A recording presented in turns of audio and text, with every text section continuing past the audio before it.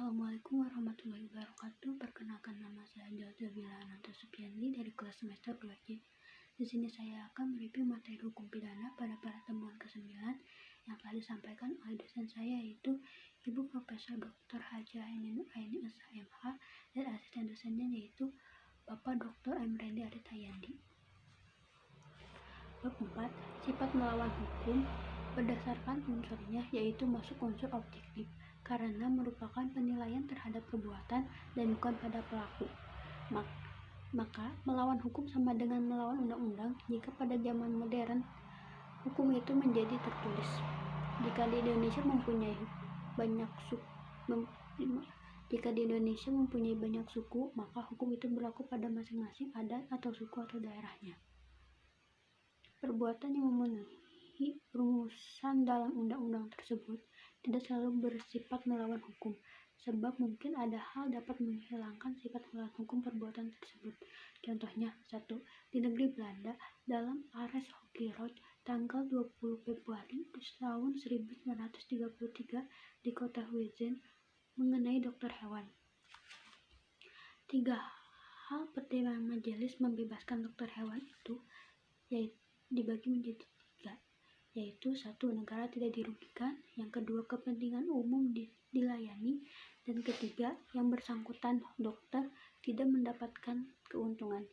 Yang kedua, di Indonesia putusan Mari pada bulan Januari 1966 dengan kasus Markus Effendi. Sama dengan halnya kasus dokter hewan, Markus Effendi juga dibebaskan dengan pertimbangan majelis, yaitu 1. Negara tidak dirugikan, yang kedua teman-teman Pak Markus merasa tertolong, yang ketiga Pak Markus tidak meminta lebih atau pakai bunga. Sifat melawan hukum terdiri dari 2, yaitu melawan hukum formil dan melawan hukum material. Melawan hukum formil, perbuatan itu bersifat melawan hukum apabila dirumuskan sebagai tindak pidana dalam undang-undang dan diberikan sanksi. Sifat melawan hukum dapat dihapus apabila diatur berdasarkan undang-undang. Jadi melawan hukum sama dengan bertentangan dengan undang-undang tertulis. Melawan hukum material bukan hanya berdasarkan undang-undang tertulis saja, tetapi juga berdasarkan asas-asas hukum yang tidak tertulis atau living law.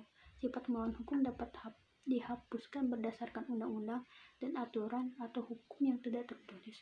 Jadi melawan hukum sama dengan bertentangan dengan undang-undang atau hukum tertulis dan hukum tidak tertulis atau kebiasaan.